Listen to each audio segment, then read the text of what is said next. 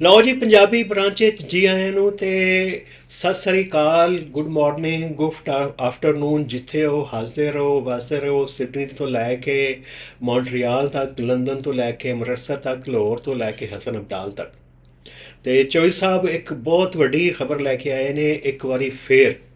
ਤੇ ਉਹ ਖਬਰ ਹੈ ਵੋਟ ਇੱਕ ਵਾਰੀ ਫੇਰ, ਸ਼ੇਰ ਇੱਕ ਵਾਰੀ ਫੇਰ ਦੇ ਬਾਨੀ ਤੇ ਉਹਨਾਂ ਦੇ ਕਾਇਦ ਮੀਆਂ ਨਵਾਜ਼ ਸ਼ਰੀਫ ਦੀ, ਜਿਹੜੇ ਕਾਫੀ ਅਰਸੇ ਤੋਂ ਚੁੱਪ ਸਨ ਤੇ ਉਹ ਬੋਲ ਪਏ ਨੇ। ਬੋਲਿਆ ਕਿ ਉਹਨਾਂ ਨੇ ਕਿਹਾ ਕਿ ਉਹ ਚੋਈ ਸਾਹਿਬ ਦੱਸਣਗੇ ਅੱਜ ਸਾਨੂੰ। ਚੋਈ ਸਾਹਿਬ, ਵੱਡੀ ਵੱਡੀ ਖਬਰਾਂ ਨੇ ਅੱਜ ਕੱਲ੍ਹ ਤੁਹਾਡੇ ਕੋਲ, ਖੈਰੀਅਤ ਹੈ? ਕਿੱਥੇ ਕਿੱਥੇ ਤੁਸੀਂ ਫਿਰ ਰਹੇ ਹੋ? ਕਿੱਥੇ ਤੋਂ ਸੰਦਾਂ ਲਾਈਆਂ ਨੇ? ਹਾਂਜੀ ਰਾਣਾ ਸਾਹਿਬ, ਬਸ ਉਹ ਜਦੋਂ ਫਿਰ ਤੁਹਾਨੂੰ ਪਤਾ ਪੰਜਾਬ ਦੀ ਗੱਲ ਹੋਵੇ ਤੇ ਫਿਰ ਮੀਆਂ ਸਾਹਿਬ ਦੀ ਗੱਲ ਤੇ ਹੁੰਦੀ ਨਾ। ਪੰਜਾਬੀਆਂ ਦੇ ਲੀਡਰ ਨੇ ਬੜੇ ਵੱਡੇ। ਅੱਜ ਕੱਲ੍ਹ ਜ਼ਰਾ ਥੋੜੇ ਉਹ ਥੱਲੇ ਕਹਿੰਦੇ ਚੱਲ ਨੇ ਗਏ ਨਾ, ਪਾਕਿਸਤਾਨ ਦਾ, ਤੁਸੀਂ ਉਹਨੂੰ ਪੰਜਾਬ ਤੱਕ ਲਿਆਏ ਤੇ ਉਹ ਲੇਕਿਨ ਪਹਿਲਾਂ ਪੰਜਾਬੀਆਂ ਦੇ ਸੀ ਨਾ ਜੀ, ਉੱਥੋਂ ਹੀ ਉੱਤੇ ਆਏ ਨੇ। ਹੋ। ਤੇ ਉਹ ਮੀਆਂ ਸਾਹਿਬ ਆਖਰਕਾਰ ਬੋਲ ਪਏ ਨੇ। ਅੱਛਾ। ਹਾਂਜੀ, ਪਹਿਲਾਂ ਅਸੈਂਬਲੀ 'ਚ ਚੁੱਪ ਕਰਕੇ ਉਹਨਾਂ ਨੇ 27ਵੀਂ ਤਰਮੀਮ ਨੂੰ ਵੋਟ ਦੇ ਕੇ ਤੇ ਘੱਟ ਤੁਰ ਗਏ ਸੀ, ਲੇਕਿਨ ਫਿਰ ਜਾ ਕੇ ਲਾਹੌਰ ਬੋਲੇ ਨੇ ਉਹ ਜ਼ਿਮਨੀ ਇਲੈਕਸ਼ਨ ਤੋਂ ਬਾਅਦ। ਉਹ ਜਿਹੜਾ ਤੁਸੀਂ ਪ੍ਰੋਗਰਾਮ ਕੀਤਾ ਸੀ ਉਸ ਦਾ ਅਸਰ ਤਾਂ ਨਹੀਂ ਹੋਇਆ ਕਿ ਮੀਆਂ ਸਾਹਿਬ ਬੋਲਦੇ ਕਿਉਂ ਨਹੀਂ? ਉਹ ਮੈਨੂੰ ਲੱਗਦਾ ਉਹੀ ਅਸਰ ਹੋ ਗਿਆ ਹੈ, ਜਾਂ ਫਿਰ ਇਹ ਆ ਕਿ ਥੋੜੀ ਜਿਹੜੀ ਇਹਨਾਂ ਨੂੰ ਜ਼ਿਮਨੀ ਇਲੈਕਸ਼ਨ 'ਚ ਜਿਹੜੇ ਜਿੱਤੇ ਨੇ ਇਲੈਕਸ਼ਨ, ਤੇ ਉਹ ਵੀ ਹੁਣ ਤੁਹਾਨੂੰ ਦੱਸ ਦਿਆਂਗੇ ਕਿਸ ਤਰ੍ਹਾਂ ਜਿੱਤੇ ਨੇ। ਲੇਕਿਨ ਉਹਦੇ 'ਚ ਉਹਨਾਂ ਨੇ ਸ਼ੋਅ ਕੀਤਾ ਜੀ ਕਿ ਮਤਲਬ ਸਾਡੇ 'ਚ ਕੌਨਫੀਡੈਂਸ ਆ ਗਿਆ ਸੀ, ਜਿੱਤ ਗਏ ਇਲੈਕਸ਼ਨ। ਵਾਹ ਜੀ ਵਾਹ। ਅੱਛਾ, ਹੁਣ ਗੱਲ ਇਹ ਹੈ ਕਿ ਜਿਹੜੀ ਤੁਸੀਂ ਗੱਲ ਕਹਿ ਰਹੇ ਸੀ ਕਿ ਉਹਨਾਂ ਨੇ ਬੋਲਿਆ ਕੀ, ਉਹ ਬੜੀ ਮਜ਼ੇਦਾਰ ਗੱਲ ਆ। ਮੀਆਂ ਸਾਹਿਬ ਨੇ ਕਿਹਾ ਜੀ ਕਿ ਤੁਹਾਨੂੰ ਪਤਾ ਮੀਆਂ ਸਾਹਿਬ ਜ਼ਿਹਨ 'ਚ ਗੱਲ ਤੇ ਰੱਖਦੇ ਨੇ, ਉਹ ਨਹੀਂ ਛੱਡਦੇ। ਉਹ ਬਦਲਾ ਵੀ ਲੈਣ ਦੀ ਉਹਨਾਂ ਦੀ ਆਦਤ ਜਿਹੜੀ ਨਾ ਉਹ ਪੁਰਾਣੀ ਆ, ਉਹ ਗੱਲ ਨਹੀਂ ਜ਼ਿਹਨ 'ਚੋਂ ਨਿਕਲਦੀ। ਤੇ ਉਹਨਾਂ ਨੇ ਕਿਹਾ ਜੀ ਕਿ ਅਕਾਊਂਟੇਬਿਲਟੀ ਹੋਣੀ ਚਾਹੀਦੀ ਆ ਉਹਨਾਂ ਲੋਕਾਂ ਦੀ ਜਿਹੜੇ ਇਮਰਾਨ ਖਾਨ ਨੂੰ ਲੈ ਕੇ ਆਏ। ਅੱਛਾ। ਹਾਂਜੀ, ਤੇ ਨਾਮ ਹੀ ਉਹਨਾਂ ਨੇ ਕਿਸੇ ਦਾ ਲਿਆ ਉਹ ਤੁਹਾਨੂੰ ਸਮਝ ਆ ਗਈ ਹੋਏਗੀ ਨਹੀਂ, ਉਹ ਲੇਕਿਨ ਉਹ ਸਮਝ ਆ ਗਈ, ਲੇਕਿਨ ਉੱਥੇ ਮੀਆਂ ਸਾਹਿਬ ਡੰਡੀ ਮਾਰ ਗਏ ਨੇ ਨਾ। ਹਾਂ। ਅੱਛਾ। ਉਹ ਹੁਣ ਉਹਨਾਂ ਨੇ ਇਸ ਦਫਾ ਮਜ਼ੇ ਦੀ ਗੱਲ ਇਹ ਆ ਕਿ ਜੱਜਾਂ ਦਾ ਨਾਮ ਲਿਆ, ਲੇਕਿਨ ਜੱਜਾਂ ਦੇ ਪਿੱਛੇ ਕੌਣ ਸੀ ਉਹਨਾਂ ਦਾ ਨਾਮ ਨਹੀਂ ਲਿਆ। ਪਹਿਲਾਂ ਜਿਹੜੇ ਗੁਜਰਾਲ ਦੀ ਤਕਰੀਰਾਂ 'ਚ ਕਹਿੰਦੇ ਸੀ ਨਾ, ਉਹ ਫੌਜੀਆਂ ਦਾ ਵੀ ਨਾਮ ਲੈਂਦੇ ਸੀ, ਉਹ ਹੁਣ ਭੁੱਲ ਛੁੱਲ ਗਏ ਨੇ। ਤੇ ਹੁਣ ਉਹਨਾਂ ਨੇ ਉਸ ਜੱਜਾਂ ਨੂੰ ਇਸ਼ਾਰਾ ਕਰਦੇ ਹੋਏ ਕਿਹਾ ਕਿ ਜਿਹੜੇ ਇਹਨਾਂ ਨੂੰ ਲੈ ਕੇ ਆਏ ਨੇ। ਕਿਹੜਾ ਜੱਜ ਹੈ? ਇਹ ਹੀ ਆ, ਮਤਲਬ ਜਿਹੜੇ ਤੁਹਾਨੂੰ ਪਤਾ ਪੀਟੀਏ ਦੌਰ 'ਚ ਸਾਕਬ ਨਸਾਰ, ਤੇ ਉਹਨਾਂ ਨੇ ਸਾਕਬ ਨਸਾਰ ਤੇ ਬੜਾ ਗੁੱਸਾ ਮੀਆਂ ਸਾਹਿਬ ਦਾ ਸੈਕਟਰੀ ਰਿਹਾ। ਹਾਂਜੀ, ਖੋਸੇ ਤੇ ਵੀ ਗੁੱਸਾ ਜੀ। ਹਾਂ, ਖੋਸੇ ਤੇ ਵੀ ਹੈ। ਖੋਸਾ ਹੈਡ ਕਰ ਰਿਹਾ ਸੀ, ਦੋਵੇਂ ਜਿਹੜੇ ਮੀਆਂ ਸਾਹਿਬ ਦੇ ਕਰੀਬ ਰਹੇ ਨੇ। ਹਾਂਜੀ। ਮੀਆਂ ਸਾਹਿਬ ਨੂੰ ਸਿਆਸਤ ਇੱਥੇ ਛੁਰਾ ਮਾਰਨਾ ਪਿੱਛੋਂ ਕੋਈ ਨਵੀਂ ਗੱਲ ਨਹੀਂ, ਲੇਕਿਨ ਇਹ ਦੋ ਜੱਜਾਂ ਨੇ ਬੜੇ ਮਾਰੇ ਮੀਆਂ ਸਾਹਿਬ। ਹਾਂਜੀ, ਤੇ ਉਹ ਅੱਗੇ ਵੀ ਤੇ ਪਿੱਛੇ ਵੀ ਬਿਲਕੁਲ ਉਹ ਜ਼ਿਆਦਤੀ ਤਾਂ ਉਹਨਾਂ ਨੂੰ ਹੋਈ ਸੀ ਔਰ ਜੁਡੀਸ਼ਰੀ ਨੇ ਕੀਤੀ ਸੀ, ਲੇਕਿਨ ਪਿੱਛੇ ਤਾਕਤਾਂ ਹੋਰ ਸੀ ਤਾਂ ਤੁਹਾਨੂੰ ਪਤਾ ਉਹ ਤੇ ਇਸਤੇਮਾਲ ਹੋਏ ਸੀ ਨਾ। ਲੇਕਿਨ ਮੀਆਂ ਸਾਹਿਬ ਨੇ ਹੁਣ ਜਿਹੜੇ ਇਸਤੇਮਾਲ ਹੋਏ ਉਹਨਾਂ ਨੂੰ ਜਿਹੜੇ ਸਵਾਲ ਹੁੰਦੇ ਨੇ ਚੀਜ਼ ਸਾਹਿਬ, ਉਹਨਾਂ ਨੂੰ ਤੁਸੀਂ ਇੰਜ ਪੇਸ਼ ਕਰਦੇ ਜਿਵੇਂ ਬੜੇ ਮਾਸੂਮ ਨੇ। ਉਹਨਾਂ ਦੇ ਹੱਥ ਜ਼ਬਰਦਸਤੀ ਆਲਾ ਕਤਲ ਫੜਾ ਕੇ ਉਹਨਾਂ ਕੋਲ ਕਤਲ ਕਰਾਇਆ ਗਿਆ। ਉਹ ਵੀ ਪੂਰੇ ਅੰਦਰੋਂ ਪੱਕੇ ਹੁੰਦੇ ਨੇ, ਉਹਨਾਂ ਦਾ ਵੀ ਮਫਾਦ ਹੁੰਦਾ ਹੈ। ਇੰਜ ਹੀ ਨਹੀਂ ਕਰਦੇ ਹੋਈ, ਉਹਨਾਂ ਨੂੰ ਬੜੀ ਉਜ਼ਮਾ ਤੇ ਕਰਾਰ ਨਾ ਦਿਓ ਤੁਸੀਂ। ਨਹੀਂ, ਬਿਲਕੁਲ ਸਹੀ ਕਹਿ ਰਹੇ, ਬਿਲਕੁਲ ਸਹੀ ਕਹਿ ਰਹੇ। ਉਹ ਵੀ ਬਰਾਬਰ ਦੇ ਸ਼ਰੀਕ ਹੁੰਦੇ ਨੇ। ਤੇ ਲੇਕਿਨ ਇਹ ਮੈਂ ਤੇ ਇਹ ਕਹਿੰਦਾ ਕਿ ਉਹ ਫਿਰ ਥੋੜਾ ਵਿੱਚੋਂ ਇੱਕ ਨੂੰ ਛੱਡ ਦੇਣਾ, ਪਿਕ ਐਂਡ ਚੂਜ਼ ਨਾ ਕਰਨ। ਉਹ ਨਾਮ ਫਿਰ ਦੋਨਾਂ ਦਾ ਲੈਂਦੇ ਨਾ, ਜ਼ਰਾ ਖੁੱਲ ਕੇ ਲੈ ਲੈਂਦੇ। ਲੇਕਿਨ ਤੁਹਾਨੂੰ ਪਤਾ ਹੁਣ ਹਕੂਮਤ ਵੀ ਆ ਉੱਥੇ, ਧੀ ਦੀ ਹਕੂਮਤ ਆ ਪੰਜਾਬ 'ਚ, ਇੱਥੇ ਭਰਾ ਦੀ ਹਕੂਮਤ ਆ। ਤੇ ਮੀਆਂ ਸਾਹਿਬ ਕਹਿੰਦੇ ਬੜੇ ਅੱਛੇ, ਨਾਲ ਉਹਨਾਂ ਨੇ ਵੀ ਕਿਹਾ ਕਿ ਬਹੁਤ ਇਹਨਾਂ ਦੀ ਅੱਛੀ ਪਰਫਾਰਮੈਂਸ ਕਾਰਕਰਦਗੀ, ਵਾਹ ਜੀ ਵਾਹ, ਜਿਹਦੀ ਵਜ੍ਹਾ ਨਾਲ ਅਸੀਂ ਇਲੈਕਸ਼ਨ ਜਿੱਤੇ ਆ। ਅੱਛਾ। ਤੇ ਹੁਣ ਆ ਜਾਂਦੇ ਜ਼ਿਮਨੀ ਇਲੈਕਸ਼ਨ। ਹਾਂ, ਇੱਧਰ ਆਓ। ਜ਼ਿਮਨੀ ਇਲੈਕਸ਼ਨ ਜਿਹੜਾ ਪਹਿਲੇ ਤੁਸੀਂ ਜ਼ਿਮਨੀ ਇਲੈਕਸ਼ਨ ਕਰ ਲਓ, ਮੀਆਂ ਸਾਹਿਬ ਤੇ ਫਿਰ ਲੈ ਕੇ ਜਾਵਾਂਗਾ। ਹਾਂ, ਬਿਲਕੁਲ ਲੈ ਜਾਣਾ। ਉਹ ਜ਼ਿਮਨੀ ਇਲੈਕਸ਼ਨ ਜਿਹੜਾ ਹੁਣ ਪੀਐਮਐਲ ਨੂੰ ਜਿਹੜਾ ਬੜਾ ਸੀਨਾ ਚੌੜਾ ਕਰੇ ਕਹਿੰਦੀ ਜੀ ਅਸੀਂ ਜ਼ਿਮਨੀ ਇਲੈਕਸ਼ਨ ਜਿੱਤੇ ਆ, ਉਹ ਰਾਣਾ ਸਾਹਿਬ ਉਹਦੀ ਤਫਸੀਲ ਇਹ ਆ ਕਿ 13 ਸੀਟਾਂ ਦੇ ਟੋਟਲ ਇਲੈਕਸ਼ਨ ਸੀ। ਹਾਂ, ਉਹਦੇ ਵਿੱਚ 7 ਨੈਸ਼ਨਲ ਅਸੈਂਬਲੀ ਦੀਆਂ ਤੇ 6 ਸੂਬਾਈ ਅਸੈਂਬਲੀ ਦੀ, ਜਾਂ ਪਤਾ ਨਹੀਂ 6 ਸੂਬਾਈ ਅਸੈਂਬਲੀ ਦੀਆਂ 7 ਨੈਸ਼ਨਲ, ਬਸ 7 ਜਾਂ 6 ਸੀ, 7-6 ਦਾ ਕੰਮ ਸੀਗਾ। ਤੇ ਉਹ ਸਾਰੀਆਂ ਪੰਜਾਬ ਸੀ। ਤੇ ਇੱਕ ਜਿਹੜੀ ਸੀ ਨਾ ਉਹ ਸੀ ਖੈਬਰ ਪਖਤੂਨਖਵਾ 'ਚ, ਹਰੀਪੁਰ ਵਾਲੀ। ਤੇ ਪੀਟੀਆਈ ਨੇ ਪ੍ਰੋਟੈਸਟ ਕਰਕੇ ਉਹਨਾਂ ਨੇ ਕਿਹਾ ਜੀ ਅਸੀਂ ਇਸ ਇਲੈਕਸ਼ਨ ਨੂੰ ਨਹੀਂ ਮੰਨਦੇ ਕਿਉਂਕਿ ਇਹ ਇਲੈਕਸ਼ਨ ਕਮਿਸ਼ਨ ਦੇ ਤਹਿਤ ਹੋ ਰਿਹਾ। ਔਰ ਦੂਸਰਾ ਉਹਨਾਂ ਨੇ ਕਿਹਾ ਚੂੰਕਿ ਇਲੈਕਸ਼ਨ ਉਹਨਾਂ ਸੀਟਾਂ 'ਤੇ ਜ਼ਿਆਦਾਤਰ ਹੋ ਰਿਹਾ ਜਿਹਦੇ ਵਿੱਚ ਸਾਡੇ ਲੋਕ ਪਹਿਲਾਂ ਡਿਸਕੁਆਲੀਫਾਈ ਕੀਤੇ ਸੀ ਉਹਨਾਂ ਨੇ ਮਈ 9 ਕੇਸਿਸ ਤੋਂ ਬਾਅਦ, ਇਸ ਕਰਕੇ ਅਸੀਂ ਇਲੈਕਸ਼ਨ ਨਹੀਂ ਲੜਨਾ। ਉਹਨਾਂ ਨੇ 11 ਸੀਟਾਂ 'ਤੇ ਬੰਦਾ ਹੀ ਕੋਈ ਨਹੀਂ ਖੜਾ ਕੀਤਾ, ਤੇ ਜਿਹਨੂੰ ਅੰਗਰੇਜ਼ੀ 'ਚ ਕਹਿੰਦੇ ਨੇ ਵਾਕ ਓਵਰ, ਉਹ ਦਿੱਤਾ ਨੂਨ ਲੀਗ ਨੂੰ 11 ਸੀਟਾਂ 'ਤੇ। ਤੇ ਦੋ ਨੈਸ਼ਨਲ ਅਸੈਂਬਲੀ ਦੀ ਸੀਟਾਂ 'ਤੇ ਇਲੈਕਸ਼ਨ ਲੜਿਆ, ਇੱਕ ਲਾਹੌਰ ਵਾਲੀ ਤੇ ਮੀਆਂ ਅਜ਼ਹਰ ਵਾਲੀ ਸੀਟ ਤੇ ਜਿਹੜੇ ਫੌਤ ਹੋਣ ਤੋਂ ਬਾਅਦ ਖਾਲੀ ਹੋਈ ਸੀ, ਇੱਕ ਹਰੀਪੁਰ ਵਾਲੀ ਉਮਰ ਯੂਬ ਦੀ ਸੀਟ ਖਾਲੀ ਹੋਈ ਸੀ, ਉੱਥੇ ਹੋਈ ਸੀ। ਬੰਦਾ ਹੀ ਕੋਈ ਨਹੀਂ ਖੜਾ ਸੀ ਤੇ ਨੂਨ ਲੀਗ ਨੇ ਜਿੱਤਣਾ ਸੀ, ਤੁਸੀਂ ਦੱਸੋ। ਹਾਂ, 2 ਜਿਹੜੀਆਂ ਸੀਟਾਂ ਤੇ ਇਲੈਕਸ਼ਨ ਜਿੱਤੀ ਹੈ ਨੂਨ ਲੀਗ ਦੇ, ਤੇ ਪੀਟੀਆਈ ਵੀ ਖੜੀ ਸੀ, ਉਹਨਾਂ ਤੇ ਵੀ ਜਿੱਤੀ। ਲੇਕਿਨ ਇਹ ਦੇਖੋ, ਮੀਆਂ ਅਜ਼ਹਰ ਵਾਲਾ ਹਲਕਾ ਤੇ ਅਸੀਂ ਕਹਿ ਸਕਦੇ ਹਾਂ ਉੱਥੇ ਉਹਨਾਂ ਦੀ ਹਕੂਮਤ ਹੈ, ਕੁਝ ਹੋਇਆ ਹੋਏਗਾ। ਟਰਨਓਵਰ ਦੀ ਗੱਲਾਂ ਵੀ ਕਰ ਰਹੇ ਨੇ ਪੀਟੀਆਈ ਵਾਲੇ, ਉਹ ਵੀ ਲੋ ਰਿਹਾ ਤੇ ਇਹ ਤੇ ਕੈਂਡੀਡੇਟ। ਲੇਕਿਨ ਇਹ ਜਿਹੜਾ ਹੋਇਆ ਨਾ ਹਰੀਪੁਰ ਵਾਲਾ, ਇਹ ਤੇ ਬਹੁਤ ਵੱਡਾ ਸਿੱਡ ਪੈ ਕਿ ਜੀ ਸੂਬਾਈ ਹਕੂਮਤ ਉਹਨਾਂ ਦੀ ਆਪਣੀ ਹੈ ਜੀ। ਉਹ ਨਾਅਰੇਬਾਜ਼ੀ ਵੀ ਚੱਲ ਰਹੀ ਹੈ, ਬੜਕਾਂ ਵੀ ਚੱਲ ਰਹੀਆਂ ਨੇ, ਤੇ ਉੱਥੋਂ ਹਾਰ ਗਏ ਨੇ ਆਪਣੇ ਘਰ ਦੀ ਸੀਟ।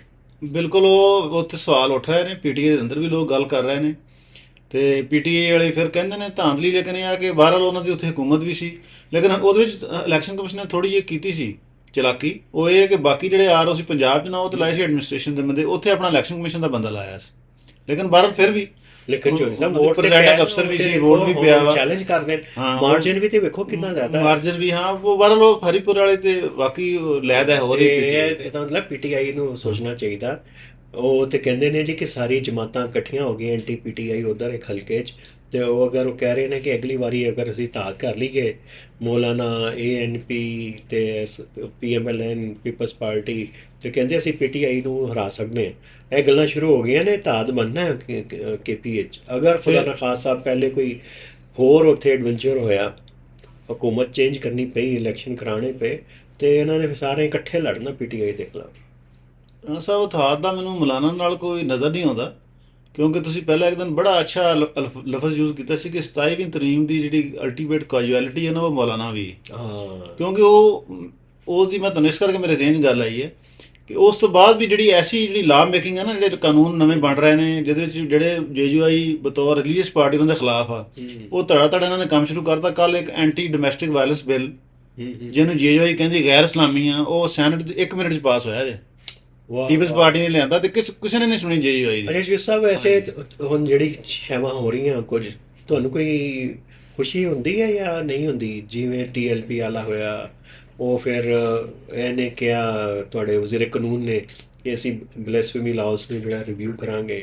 ਹੁਣ ਡੋਮੈਸਟਿਕ ਵਾਲਾ ਲੱਗਦਾ ਹੈ ਕਿ ਕੋਈ MBS ਵਾਲਾ ਨਹੀਂ, ਸਾਊਦੀ ਸਾਡੇ ਉਹ ਜਿਹੜੇ ਹੈ ਨੇ ਉੱਥੇ ਵਲੀ ਅਹਿਦ ਮੁਹੰਮਦ ਬਿਨ ਸਲਮਾਨ, ਉਹ ਕਹਿੰਦੇ ਨੇ, ਉਹ ਵੈਸੇ ਯਾਦ ਰੱਖਣਾ, ਉਹ ਕੋਈ ਕਹਿ ਰਹੇ ਨੇ ਇਸ ਤਰ੍ਹਾਂ ਦੀ ਹਦਾਇਤਨਾਮਾ ਆ ਰਿਹਾ ਕਿ MBS ਨਹੀਂ ਕਹਿਣਾ TV ਤੇ ਚੈਨਲਾਂ 'ਤੇ। ਸਾਡੇ ਤੇ ਵੈਸੇ ਪ੍ਰਾਈਵੇਟ ਚੈਨਲ ਹੈ, ਲੇਕਿਨ ਫਿਰ ਵੀ ਚਲੋ ਹਿਜ਼ ਹਾਈਨੈਸ ਕਹਿ ਦਿਆ ਕਰਾਂਗੇ, ਜਿਸ ਤਰ੍ਹਾਂ ਹਾਈਨੈਸ ਕਹਿ ਦਿਓ, ਕਿਉਂਕਿ ਪੀਕਾ ਵੈਨ ਸਾਡੇ ਉੱਤੇ ਲੱਗਿਆ ਹੈ।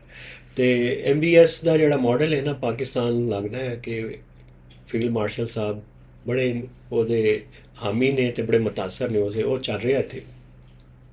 ਲੱਗ ਤਾਂ ਇਹੀ ਰਿਹਾ ਜੀ, ਤੇ ਸਹੀ ਹੈ, ਸਹੀ ਕਰ ਰਹੇ TLP ਹੈ, ਬਾਕੀ ਇਹ ਕੰਮ ਤੇ ਠੀਕ ਕਰ ਰਹੇ ਨੇ, ਲੇਕਿਨ ਅਸਲ ਲੋਕ ਇਹ ਸਵਾਲ ਕਰਦੇ ਨੇ ਕਿ ਇਹ ਕੰਮ, ਇਹ ਪਾਲਿਸੀ ਲੰਬੀ ਲੌਂਗ ਟਰਮ ਚੱਲੇਗੀ? ਕਿਉਂਕਿ ਇੱਥੇ ਪਤਾ ਨਹੀਂ ਲੱਗਦਾ ਕਿ 2 ਸਾਲ ਬਾਅਦ ਪਿਛਲਾ ਸਿਸਟਮ ਲਪੇਟਿਆ ਜਾਂਦਾ ਤੇ ਇੱਕ ਨਵੀਂ ਫਿਰ ਪਾਲਿਸੀ ਆ ਜਾਂਦੀ। ਕਹਿੰਦੇ ਪਿਛਲੇ ਕਹਿੰਦੇ ਜੀ ਗਲਤ ਸੀ, ਅੱਜ ਕੀ ਹੁਣ ਨਵੇਂ ਸਿਰੇ ਤੋਂ ਜਿਹੜੀ ਇਹ ਠੀਕ ਹੋਏਗੀ, ਤੇ ਹਰ 2-3 ਸਾਲ ਬਾਅਦ ਇਸ ਮਾਮਲੇ 'ਚ ਸ਼ਾਇਦ ਨਾ ਹੋਵੇ, ਕਿਉਂਕਿ 2001 ਤੋਂ ਲੈ ਕੇ ਹੁਣੇ ਤੱਕ ਚੱਲ ਰਿਹਾ ਪਾਲਿਸੀ, ਹਰ ਗਵਰਨਮੈਂਟ ਕਹਿੰਦੀ ਸੀ ਕਰ ਰਹੇ ਹਾਂ। ਕੁਝ ਕੰਮ ਹੋ ਗਏ ਨੇ, ਚਲੋ ਉਹਦੀ ਤਾਰੀਫ ਕਰ ਦਿਓ, ਲੇਕਿਨ ਇਹ ਜਿਹੜਾ ਪੋਲੀਟੀਕਲ ਕਿਆਸ ਹੈ ਨਾ, ਇਹ ਬਸ ਇੰਝ ਹੀ ਹੈ। ਤੇ ਮੀਆਂ ਸਾਹਿਬ ਦੀ ਤੁਸੀਂ ਕਹਿ ਰਹੇ ਸੋ ਗੱਲ ਸਹੀ, ਪੂਰੀ ਗੱਲ ਸੁਣਾਓ, ਲਫ਼ਜ਼ ਵਾ ਲਫ਼ਜ਼ ਮੀਆਂ ਸਾਹਿਬ ਨੇ ਕਿਹਾ ਕੀ ਹੈ?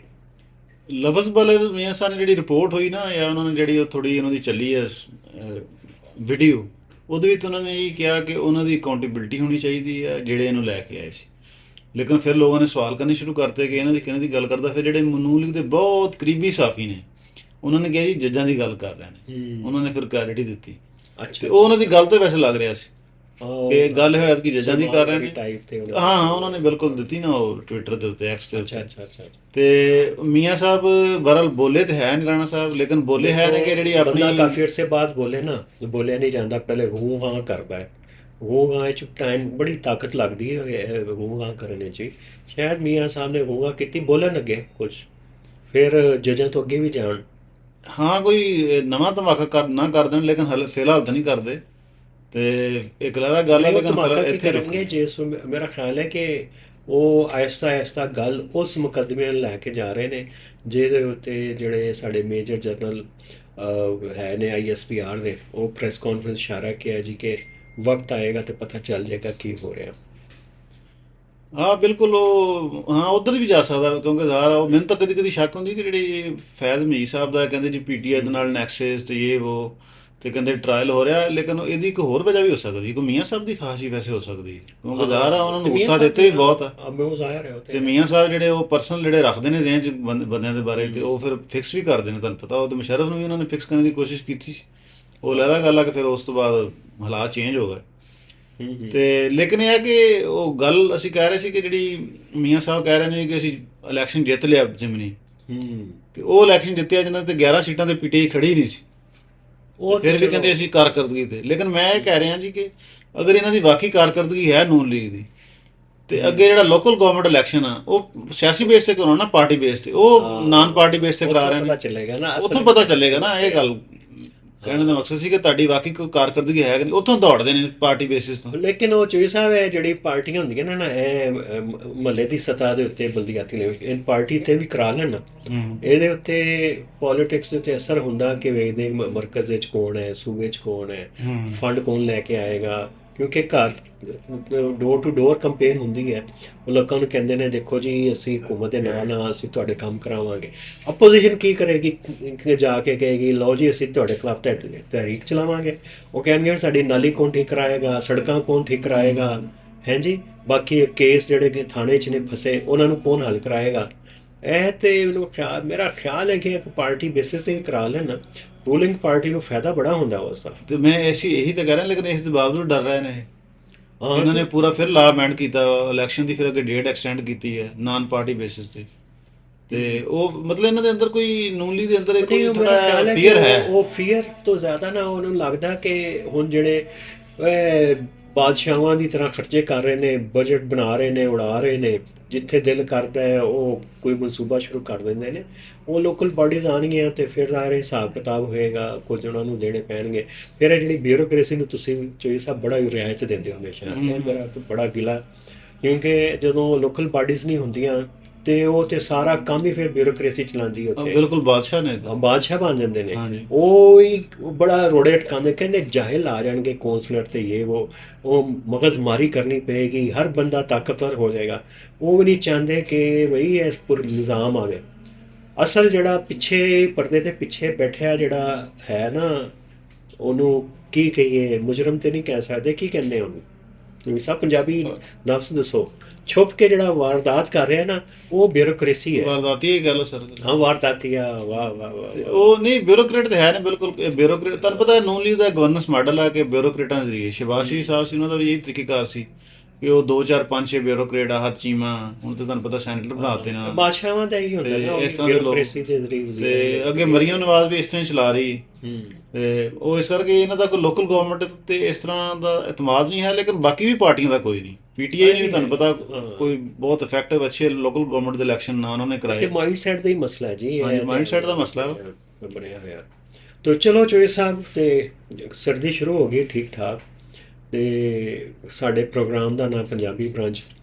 ਤੁਸੀਂ ਕੋਈ ਨਾ ਕੋਈ ਹਲਵਾ ਲੈ ਕੇ ਆਉਂਦੇ ਹੋ, ਨਾ ਕੋਈ ਤੁਸੀਂ ਸੁਗਾਤ ਲੈ ਕੇ ਆਉਂਦੇ ਹੋ, ਪਰ ਆ ਕੇ ਸੁੱਕਿਆ ਆ ਕੇ ਬਹਿ ਜਾਂਦੇ ਹੋ, ਹੈ ਜੀ, ਸੁੱਕੀਆਂ ਸੁੱਕੀਆਂ ਫਿਰ ਗੱਲਾਂ ਕਰਦੇ ਹੋ, ਮੋਟੀਆਂ ਮੋਟੀਆਂ ਗੱਲਾਂ ਕਰਦੇ ਹੋ। ਲੋਕ ਵੀ ਪਰੇਸ਼ਾਨ ਹੋਣਗੇ। ਕੋਈ ਅਗਲੀ ਵਾਰੀ ਇੰਝ ਕਰੀਏ, ਕੋਈ ਉਹ ਰੋਟੀ ਛੋਟੀ ਰੱਖੀਏ ਸਾਹਮਣੇ, ਲੋਕਾਂ ਨੂੰ ਫਿਰ ਕੋਈ ਇਤਮਾਨ ਹੋਵੇ ਕਿ ਵਾਕਈ ਇਹ ਪੰਜਾਬੀ ਬ੍ਰਾਂਚ ਚੱਲ ਰਿਹਾ, ਇੰਝ ਹੀ ਨਹੀਂ ਬੈਠੇ, ਇਹ ਰਾਤ ਨੂੰ ਨਹੀਂ ਕੀਤਾ ਹੋਇਆ ਰਿਕਾਰਡ ਪ੍ਰੋਗਰਾਮ। ਸਹੀ ਕਹਿ ਰਿਹਾ। ਚਲੋ ਅੱਜ ਤਾਂ ਨਹੀਂ, ਲੇਕਿਨ ਕੱਲ ਫਿਰ ਤੁਹਾਨੂੰ ਗੁੜ ਵਾਲੇ ਚੌਲ ਖਾਵਾਂਗੇ। ਵਾਹ ਜੀ ਵਾਹ। ਲਓ ਜੀ, ਅਸੀਂ ਕੱਲ ਖਾਵਾਂਗੇ ਗੁੜ ਵਾਲੇ ਚਾਵਲ, ਤੁਸੀਂ ਬਣਾ ਲੈਣਾ ਤੇ ਕੱਲ ਮਿਲਾਂਗੇ ਫੇਰ। ਚੋਈ ਸਾਹਿਬ ਦੇ ਢਿੱਡ 'ਚ ਬੜੇ ਮਰੋੜ ਉੱਠ ਰਹੇ ਨੇ, ਖਬਰਾਂ ਬੜੀਆਂ ਨੇ ਜਿਹੜੀਆਂ ਕੱਲ ਅਸੀਂ ਸੁਣਾਉਣੀਆਂ ਤੁਹਾਨੂੰ। ਫਿਲਹਾਲ ਸਾਨੂੰ ਇਜਾਜ਼ਤ ਦਿਓ, ਕੱਲ ਦਾ ਇੰਤਜ਼ਾਰ ਕਰੋ। ਅੱਲਾ ਬੇਲੀ ਤੇ ਰੱਬ ਰਾਖਾ। ਲੋ ਜੀ, ਰੱਬ ਰਾਖਾ।